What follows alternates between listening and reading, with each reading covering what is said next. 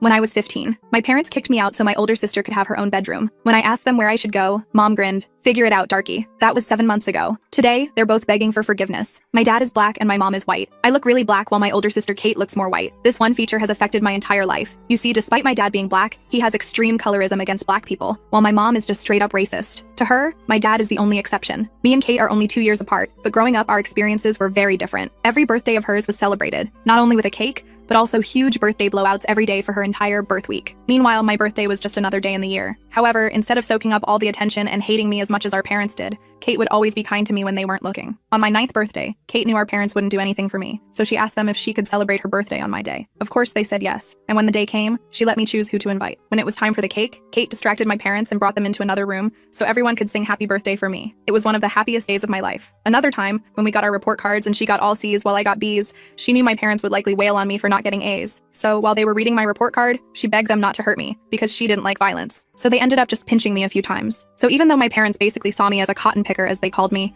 I still felt lucky because Kate was always there until one day when she turned her back on me. It was her 17th birthday. I woke up to the sound of not just my mom, not just my dad, but my entire family throwing all of my belongings into boxes. Your sister said all she wants for her birthday is her own room. Sorry, is the first thing my dad said when I asked what was going on. My eyes widened, and I asked them where I was supposed to go because there were no other rooms in the house. My mom chimed in, I don't know. You have phone numbers of friends and family. Figure it out, darky. Tears filled my eyes, and I looked over at Kate, who refused to make eye contact with me. Her entire body was tense. It took almost half an hour of convincing before I finally believed it wasn't some weird prank. I immediately started to howl with a deep sadness because the one thing I was holding on to, the one ally I had in the house, had abandoned me. And even as I curled into a ball and started to rock back and forth with a loneliness that I can't describe with words, they ignored me, just kept packing. By this point, my flight or fight kicked in. I numbed my emotions before walking out and calling the only other family member I trusted, my aunt, on my dad's side. After Kate's betrayal, I had no idea what she'd say, but she immediately said I could come over and stay for as long as I needed. I didn't eat breakfast that morning, didn't even give Kate her gift, just took the boxes, ordered an Uber, and left. But on the way there, Kate called me. I was filled with hate as I saw her name pop up on the screen, but picked up anyway. I'm so sorry, please don't hate me. My eyebrows furrowed, and I went completely silent. Are you alone right now? She asked. I told her yes. Kate didn't say anything else. She just turned on FaceTime and showed me a pregnancy test with 2 pink lines. It was hers. I gasped. Lily, I'm pregnant. I don't want to tell mom and dad yet because, well, you know how they can be, but I don't want you to be home when they find out. I thought back to the time when Kate came home with a hickey. My parents shouted at me for almost an hour,